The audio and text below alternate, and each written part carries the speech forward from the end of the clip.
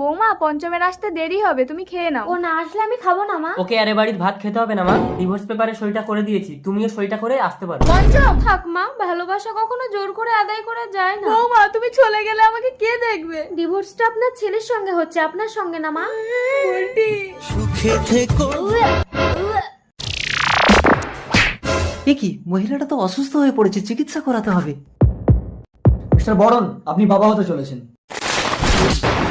কিছু মনে করবেন না, আসলে ডাক্তারবাবু আমাদের এলাকায় নতুন। বাই দ্য বাই, আপনাদের বাড়িটা কোথায়? বর্তমানে আমার কোনো বাড়ি নেই। সে কি?